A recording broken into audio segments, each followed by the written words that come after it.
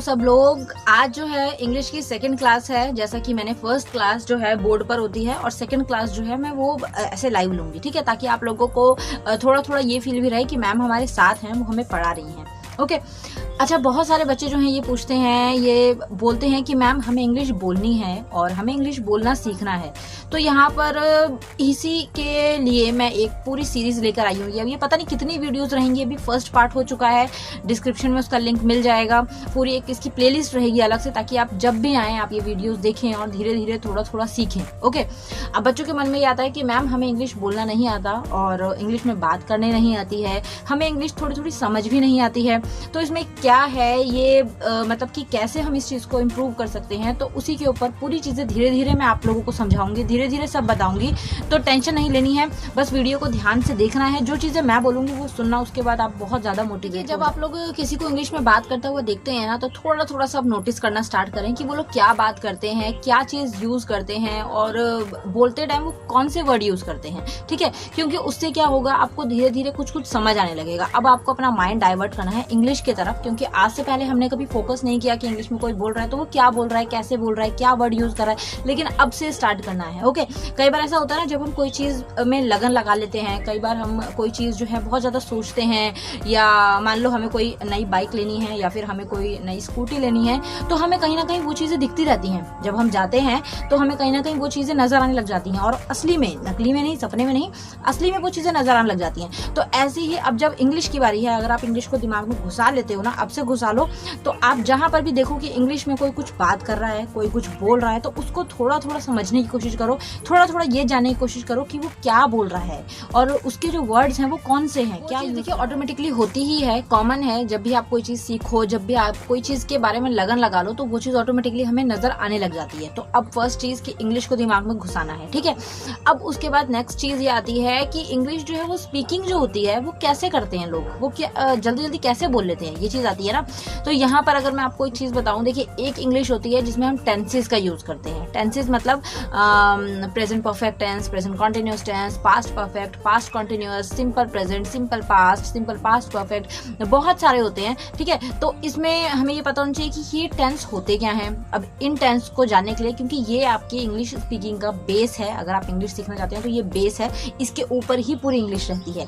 तो अगर आप ये नहीं आता, अगर आपने ये नहीं सीखा है, तो पूरा आपको मेरे जो चैनल है उस पर एक प्लेलिस्ट मिलेगी, जहां पर मैंने 18 वीडियोस में छोटे छोटे पार्ट्स में पूरे टेंसेस कवर करवा रखे हैं, बहुत अच्छे से नोटबुक पे सिखा रखे हैं। तो वहां पर जाके बेटा वो सीखना, ठीक है। थोड़ी पुरानी जरूर है, लेकिन पढ़ा तो मैं ही रही हूँ, तरीका वही रहेगा जो अभी पढ़ाऊंगी, जो तब पढ़ाया था सब कुछ सेम ही है, ठीक है। तो उस टाइम पर वो मैंने कोविड के टाइम पर प्लेलिस्ट बनाई थी आप लोगों के लिए टेंसेस की, और बहुत बच्चे वो देखकर सीखे भी हैं।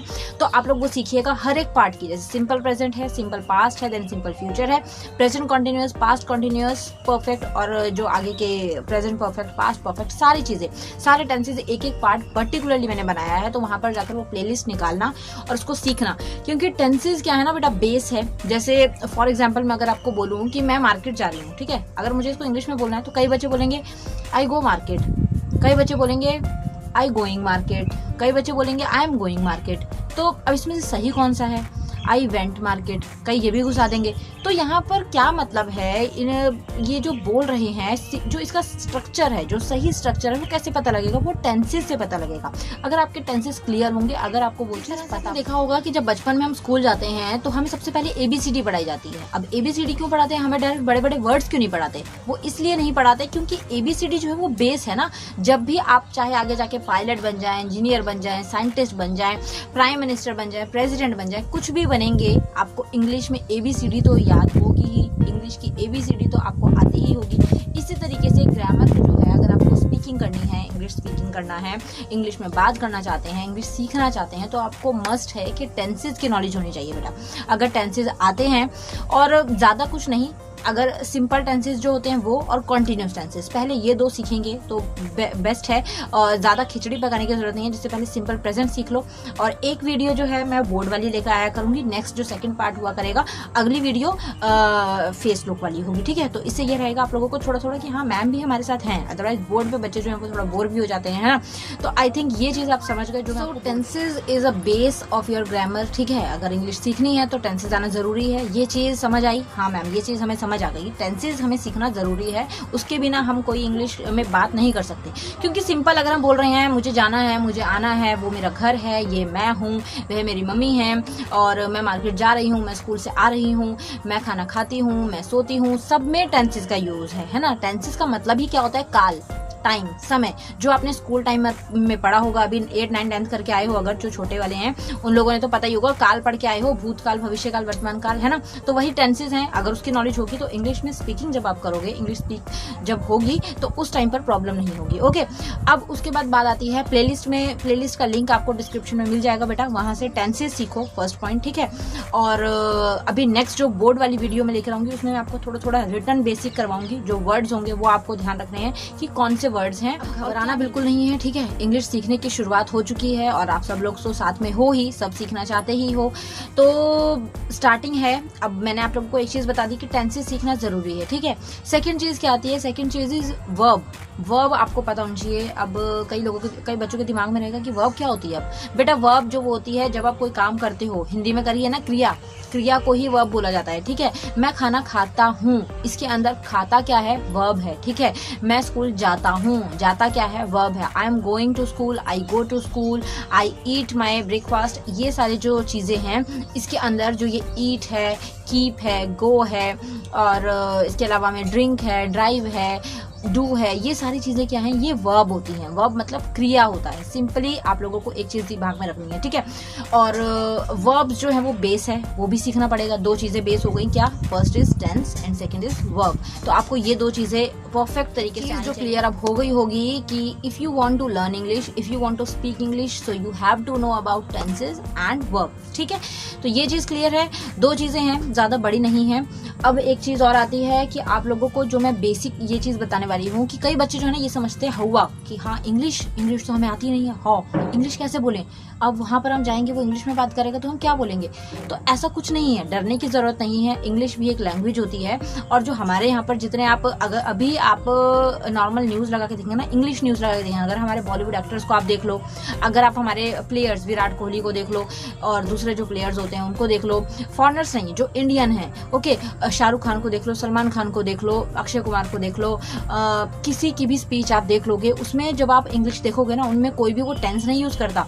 हैज हैव आ रहा है कि नहीं आ रहा है, थर्ड फॉर्म लगा रहे हैं कि नहीं लगा रहे, हैड लगाया है कि नहीं लगाया, ये सब कुछ वो कोई मैटर नहीं करता, कोई भी नहीं देखता। आप ज्वाइन हो गए हो, ठीक है। जो भी बच्चे फर्स्ट टाइम वीडियो देख रहे होंगे, तो बेटा आप लोगों को मैं इंट्रोडक्शन अपना दे दूं। मेरा नाम कुसुम है, ठीक है। और मेरा मोटिव ये रहता है कि आप लोगों को जहां जितनी अपडेट हो सके वो दे सकूं, जो चीजें मैं पढ़ा पाऊं, जितना पॉसिबल हो आप लोगों को नॉलेज दे पाऊं, ताकि आप लोग जो है अच्छे बच्चे बन जाओ, अच्छी नॉलेज गेन कर लो। जो अभी 8, 9, 10, 11th वाले हैं, वो एटलीस्ट जब कॉलेज लेवल क्रॉस करें तो उनको इतनी नॉलेज हो कि कोई अगर आपसे कुछ पूछ पाए या कोई आपको कुछ बोले तो आप उसका जवाब दे पाए, ठीक है। मेरा मोटिव सिर्फ ये रहता है। मैं ये नहीं है कि लाइक करो, सब्सक्राइब करो, शेयरिंग करो, और बस ये है कि सीखो, एटलीस्ट सीखो। इतने यूट्यूबर्स हैं, चैनल आप देखोगे यूट्यूब पर बहुत भरे पड़े हैं, बहुत सारे टीचर्स हैं, नो डाउट सब अच्छा पढ़ाते हैं, all the teachers are very good.